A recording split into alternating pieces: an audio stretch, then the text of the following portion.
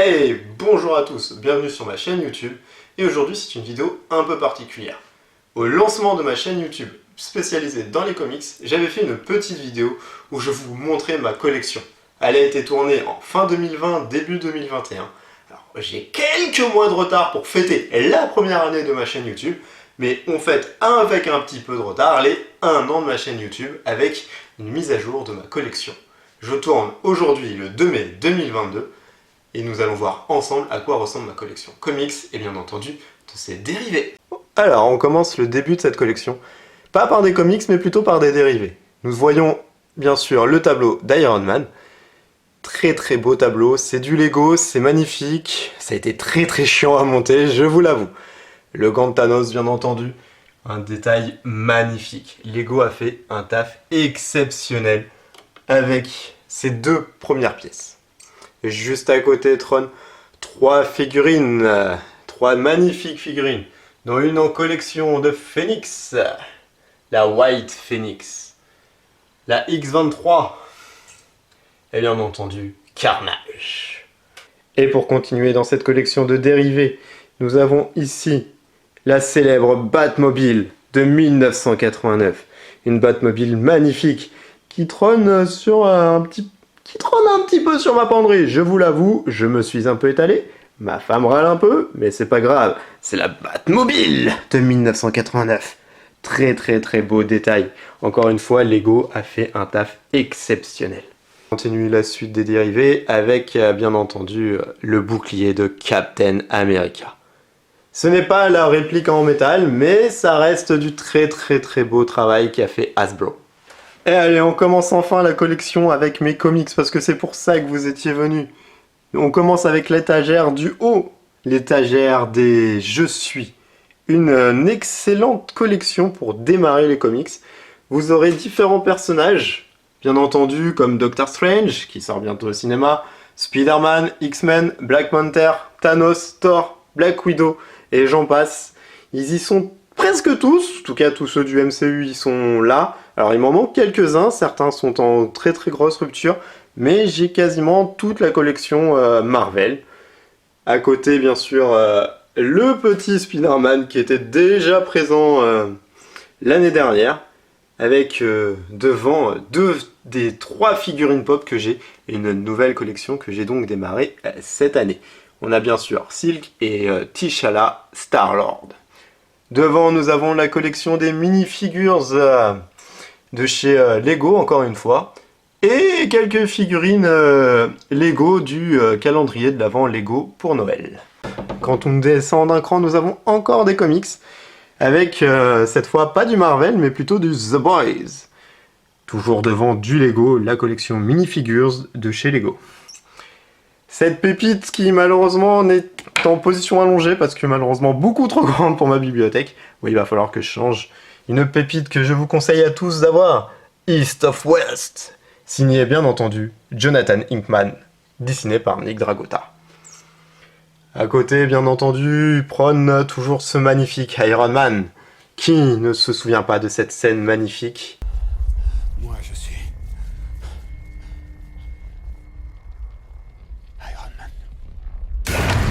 Eh bien, Iron Studio l'a reproduit d'une beauté sans nom. Franchement, c'est juste magnifique. À côté, toujours des mini-figures de la série Marvel. Et cette fois, c'est WandaVision qui sont là, devant, bien entendu, la magnifique collection des Lock and Key. Bien entendu, les 6 volumes de Lock and Key sont là, et le tie-in Ciel et Terre.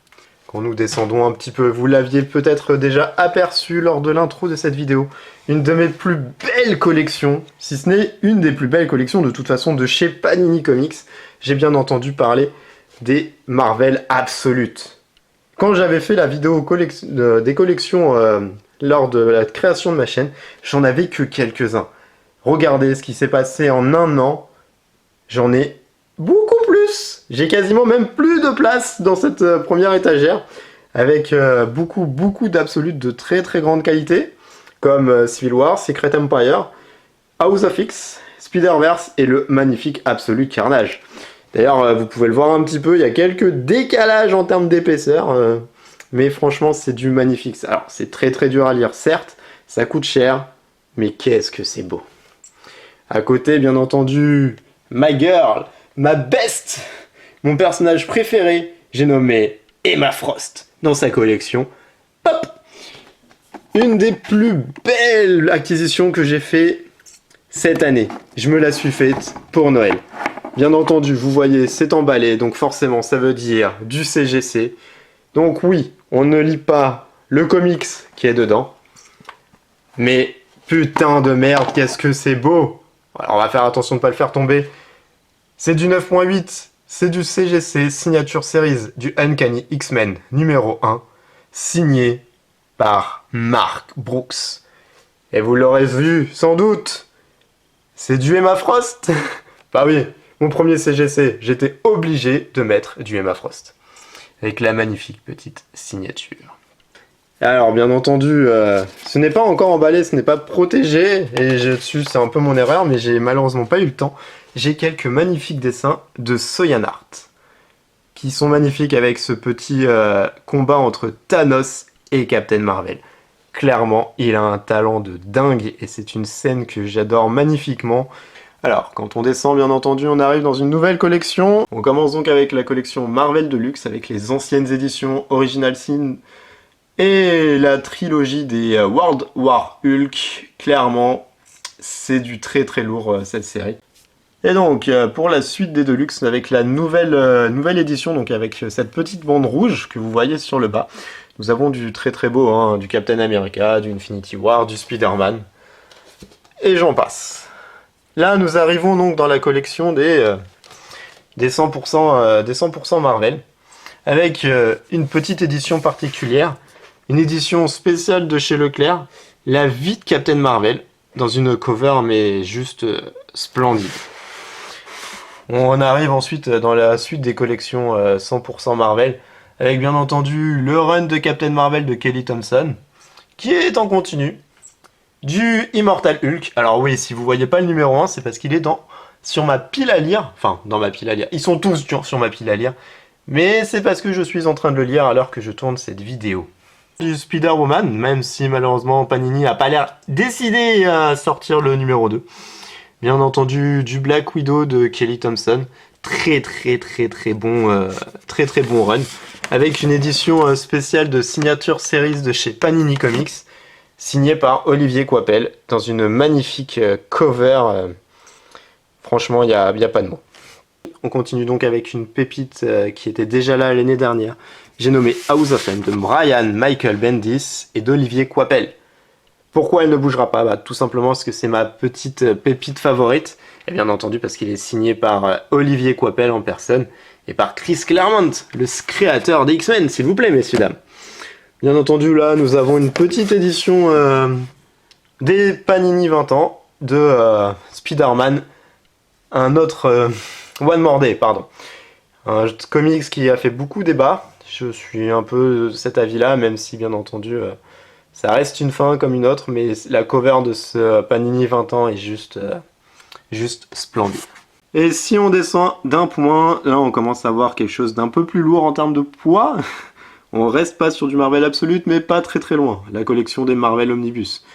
La nouvelle collection avec le Supreme Power et l'ancienne collection avec les sagas Annihilation et X-Men, le complexe du Messie. Ensuite, nous avons quelques Marvel Icons avec le magnifique Hawkeye, qui a été très dur à trouver à certains moments. Puis les 5 volumes de Spider-Man écrits par Michael Straczynski. C'est du très lourd. C'est magnifique et bien entendu on finit par One More Day sur ce petit Marvel Icons. On voit d'ailleurs un petit peu la différence de taille. À côté nous avons un petit peu d'indé avec Rising Star et Velvet. Alors pourquoi est-ce qu'ils sont là? Tout simplement parce qu'ils correspondent un petit peu au format de collection des Marvel Icons, donc je les ai mis là. À côté nous avons donc Noctera, le premier volume. C'est de la pépite indé de chez Delcourt et clairement ça vaut le coup. Ensuite nous avons ma petite tranche d'ici avec le run de Scott Snyder sur Batman avec la cour des hiboux, le deuil de la famille, l'an 0 le passé, présent, futur, mascarade et la relève. Un run qui est très très très bien et qui malheureusement ne fait pas forcément l'unanimité, pardon, mais la cour des hiboux est juste magistrale. À côté, nous avons quelques magnifiques comics encore de Batman avec Batman Imposter, qui est sorti un petit peu au moment du film Batman avec Robert Pattinson, dans une cover mais plus que magnifique, avec quelques planches juste splendides. Bien entendu, nous avons la saga White Knight de Sean Murphy, les 3 White Knight bien entendu, le Killing Joke de Batman et le Harleen de Stepan Sejic. Bien entendu, toujours une patate chaude dans la bouche pour le lire. Et bien entendu, pour clôturer cet univers d'ici, nous avons donc les 3 figurines Lego qui accompagnent la Batmobile de 1989. La dernière étagère de ma bibliothèque, et on a du très lourd, puisque nous avons encore du Omnibus. Et oui, le nouveau format de Omnibus avec les Ultimate Spider-Man. J'ai le volume 1 et le volume 2. On voit la différence de taille entre le volume 1 et le volume 2, clairement. C'est très dur à lire, mais bon, on va y aller. Et on continue toujours avec le Ultimate Spider-Man, avec la mort de Spider-Man. Nous avons donc au milieu de cette dernière étagère R2 et BB8 qui montent la garde devant ma collection de comics VO. Et donc, j'ai décidé de vous en montrer quelques-uns. Donc là, on a du Marauders, on a du Peach Momoko, toujours du Peach Momoko, toujours du Peach Momoko, Peach Momoko toujours et toujours. Ah, on a du J. Scott Campbell avec du Mary Jane. On a du Torin Clark, on a du Argem, on a de la cover classique, on a du Gabriel Dell'Otto bien entendu, toujours du Peach Momoko, du Mark Brooks, du Lee Inyuk si je me trompe pas, du Mark Brooks encore, et celui-là j'avoue j'ai un trou, mais c'est magnifique. Hein. Et donc, après avoir vu quelques covers VO magnifiques que j'ai 2 coffrets Marvel Events, des coffrets juste magnifiques, des coffrets qui ne se font quasiment plus, voire plus du tout, puisque Panini a décidé de ne plus les faire. On commence donc avec Thanos, le coffret de l'infini.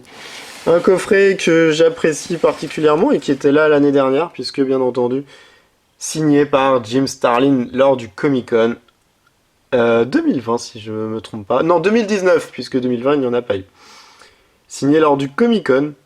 Et ouais, j'ai réussi à rencontrer Jim Starlin, les potes, quand même.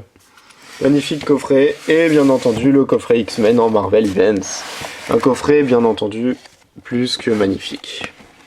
Et donc, pour la suite de cette vidéo, on change de pièce, puisque je n'ai malheureusement pas tout dans une seule pièce. Et on va rentrer dans quelque chose de beaucoup plus ludique dans ma collection, mais ça reste du comics, et c'est du très lourd. J'ai bien entendu parler de jeux de société. Ils sont dans un petit placard avec Batman, le sauveur de Gotham, un Cluedo Batman. Bien entendu le Marvel Champions avec quelques add-ons en plus, que vous voyez juste ici avec l'add-on du crâne rouge. Et de la convoitise galactique qui va être une extension sur les gardiens de la galaxie. Nous avons en dessous encore un jeu, mais spécialisé dans les mutants, puisque c'est un jeu de société X-Men. Toujours dans un jeu de coopération où on va contrôler, bien entendu, les X-Men. Les Monopoly, oui, forcément, s'il y a un Cluedo Batman, bah Monopoly en a forcément fait un. Qui dit mieux que Deadpool? Et surtout, j'ai une petite pépite. Dans ce petit coffret, nous avons 300 questions super-héros ou super-vilains de l'univers Marvel. Mais pas n'importe quel univers Marvel, puisqu'il va s'agir de l'univers du Marvel Cinematic Universe. Vous croyez incollable sur l'univers du MCU? Eh bien, prenez cette boîte et testez vos connaissances.